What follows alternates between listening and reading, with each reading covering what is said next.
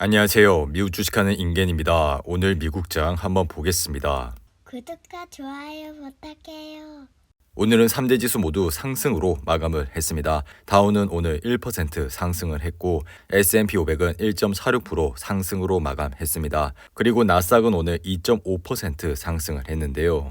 주요 기업들을 보시면 빅테크 기업들의 상승세가 눈에 띄었습니다. 이날 애플은 2.01% 상승을 했고 마이크로소프트와 구글 역시 3% 가까이 상승을 했습니다. 그리고 테슬라는 오늘 5.48% 상승으로 마감했는데요. 반도체 섹터를 보시면 엔비디아가 4.36% 상승을 했고 AMD는 2.6% 상승으로 마감했습니다. 그리고 아래 보이시는 은행주 역시 오늘은 1% 이상 상승으로 마감했습니다. 오늘 증시는 파월 의장의 기자회견을 주시를 했고 페드는 오늘 75bp 금리 인상을 발표했습니다. 이렇게 페드가 금리를 한 번에 75bp 인상을 한 것은 앨런 그린스펀 전 의장 시절인 1994년 11월 이후 27년 7개월 만인데요. 이로 인해 무슨 수를 써서라도 치솟는 인플레이션을 안정시키겠다는 페드의 단호한 의지를 나타냈고 특히나 제롬 파우 의장은 7월 회의에서도 또 한 번의 자이언트 스텝이 이뤄질 가능성을 배제하지 않는다고 언급했습니다. 하지만 이날 기자회견에서 분명히 75bp 인상은 이례적으로 큰 것이며 이런 정도의 인상은 흔치 않을 것이라 생각을 한다고 밝혔는데요. 그럼에도 불구하고 최근 물가 상승률이 너무 높고 이로 인해 지속적인 금리 인상이 적절할 것이라 밝혔습니다.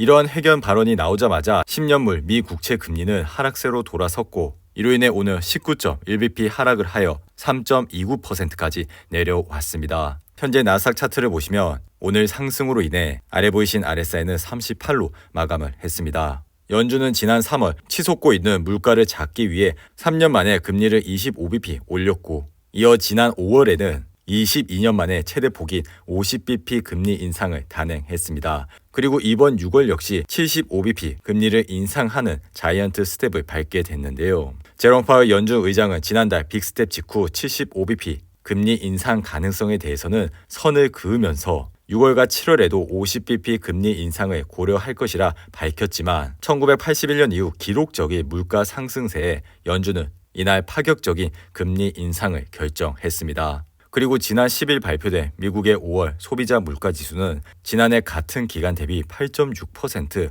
오른 것으로 집계됐고 이는 1981년 12월 이후 41년 만에 가장 가파르게 오른 수치로 밝혀졌는데요.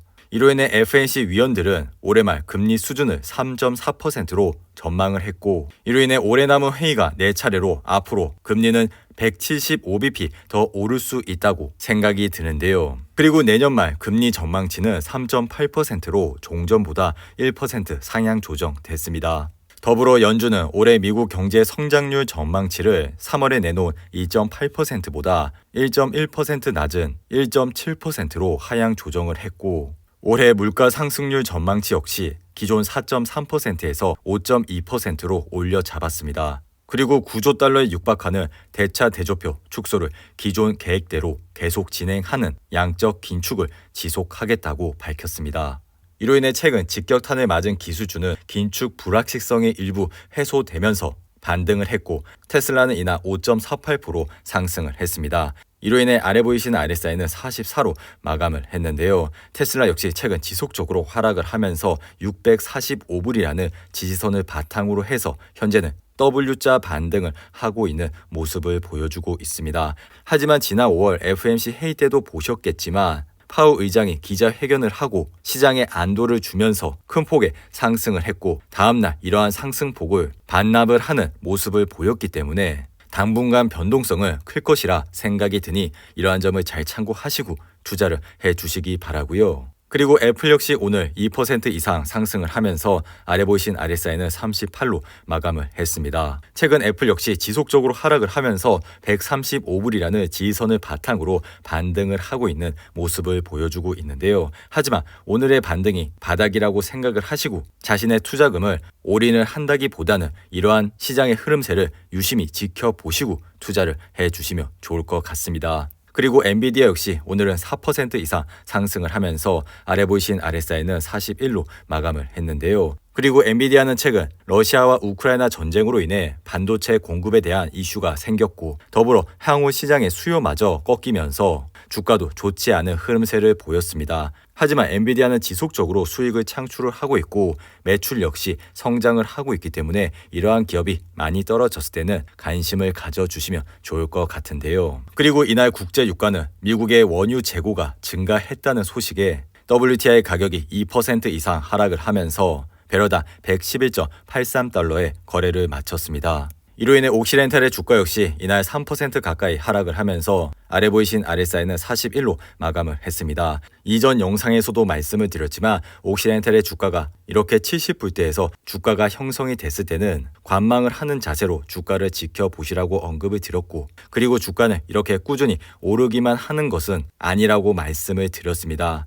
이로 인해 주가는 항상 떨어졌을 때 관심을 가져주시면 좋을 것 같습니다. 그리고 현재 비트코인 시장은 22,000불 선에서 흐름을 이어가고 있는데요. 비트코인 시장의 피어 앤 그리드 지수는 이날 7로 마감을 하면서 시장은 여전히 극도의 공포감에 짓눌려 있는 모습을 보여주고 있습니다. 그리고 마이크로 스트레이지는 최근 비트코인의 폭락으로 인해 주가가 많이 떨어졌지만 최근 회사의 CEO가 비트코인 투자 전략을 옹호하면서 이날 9% 이상 상승을 했습니다. 그리고 스포티파이는 웰스파고가 비중 축소에서 업그레이드를 한 이후 주가는 7% 이상 급등을 했고 웰스파고는 스포티파이가 마진을 개선할 여지가 있다고 밝혔습니다. 더불어 보잉 역시 오늘은 9% 이상 상승을 했는데요. 최근 중국 남방항공이 보잉의 737 맥스 제트기로 시험 비행을 진행했다고 밝힌 이후 이렇게 주가는 9% 이상 상승을 했습니다. 그리고 스노우플레이크 역시 오늘은 7% 이상 상승을 했는데요.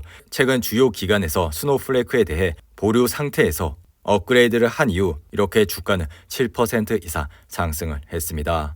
반면에 로빈 후드는 중립에서 다운그레이드가 된 이후 주가는 2.5% 하락을 했는데요. 최근 주식시장의 하락세와 비트코인의 폭락이 이어지면서 투자자들의 감소가 이어졌고 이로 인해 로빈 후드의 주가는 좋지 않은 흐름세를 보였습니다.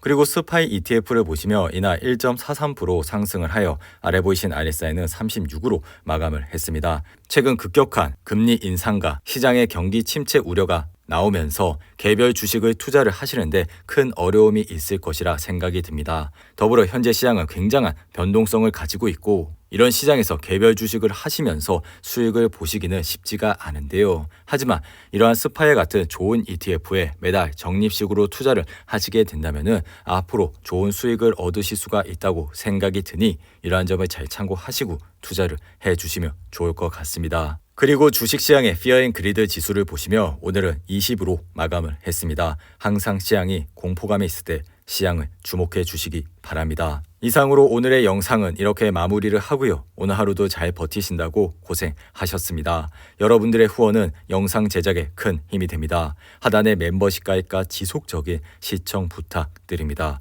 오늘 하루도 즐겁고 행복하게 보내시기 바랍니다. 감사합니다.